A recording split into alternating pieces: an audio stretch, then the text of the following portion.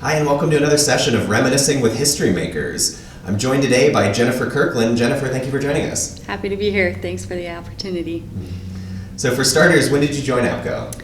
I joined APCO 22 years ago, and I actually didn't know that I had joined when I joined because my agency signed me up.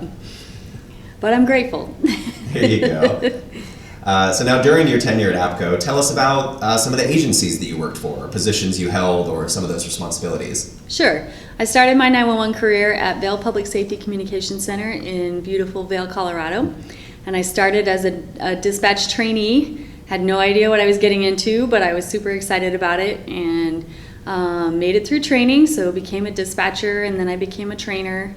I became a supervisor there. I was the training supervisor for many years. I was the interim director there for about 6 months, and then I finished out my career in Vail as the operations manager, responsible for everything on the operations floor. And after Vail, I went to Grand Junction, and I spent 3 years as the 911 center manager for Grand Junction Regional Communications Center in Grand Junction, Colorado. I just recently completed that role, and I am now the state 911 program manager for Colorado. You mentioned you were volunteered. Was there a particular person influential in getting you to join? Well, the funny part is that my agency did give us all a membership when I first got hired. So I'm grateful to them because I have been a member for 22 years, my entire career. My involvement really strongly with APCO came when someone who I still don't know put my name on the state ballot to serve as second vice president at our state chapter. And so someone called me up and said, "Hey, you have my vote." And I said, "For what?" And that was how I found out I was on the ballot. But I did get elected into the second vice president position at our state chapter, and that's when I got very heavily involved with APCO, and I've never looked back. That's great. Describe some of your APCO activities at the state or national level. Sure. So during my time in the presidency, second VP, first VP president, Colorado actually became a combined chapter. So I'm super proud of that. We are a combined APCO-NENA chapter at our state chapter. When I became president, we had a turnover at the treasurer position, and unfortunately found out that our previous treasurer had embezzled about $35,000 of the chapter's money. So the board and I worked together to successfully prosecute that person, actually. We had a helpful detective in the police department who understood the impact of $35,000, and we were able to successfully prosecute, and he pleaded guilty, and we actually got all of our money back through the restitution process. So that really strengthened our chapter, and Colorado is a great place to be working in 911.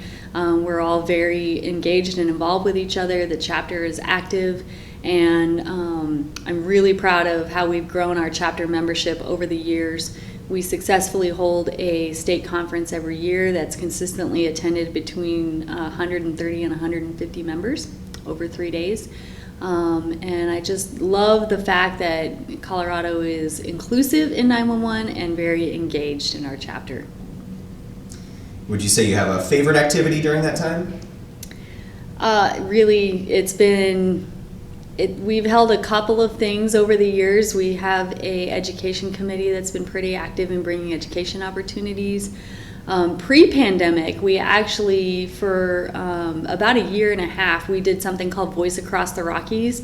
So in the early days of phone bridging, we would have once a month a phone bridge open, and we would talk about a different topic each month that was pertinent to 911, so people could come together and have those conversations. But my favorite is probably the work that we did building a minimum training standard class.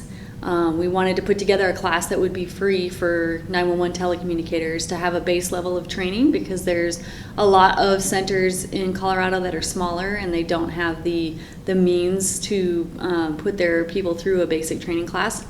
So pre-pandemic, we came together consistently for about a year and a half and built a 40-hour basic class. and successfully presented it 3 times before pandemic hit and we had to stop meeting in person. I also participated in the effort that APCO and NINA and the National 911 program put together and came up with the recommended minimum training guidelines. And I've been very happy to work on that and be part of that process as well. Would you say your APCO membership has had a direct effect on your career in public safety communications? Absolutely. APCO provides so many ways to be involved and engaged and be part of something larger. I loved working in the PSAP, but I also really loved getting out and working in the committees. I've been on the APCO Conference and Expo Committee for many years, helping to put on the conference. I've served on the Agency Training Program Certification Committee. I've served on the Editorial Committee, and I've served on PDEC for many years. And it's just so nice to be able to give back to the 911 community and be part of building the future with APCO. What would you say you like most about APCO? What do I like most about APCO?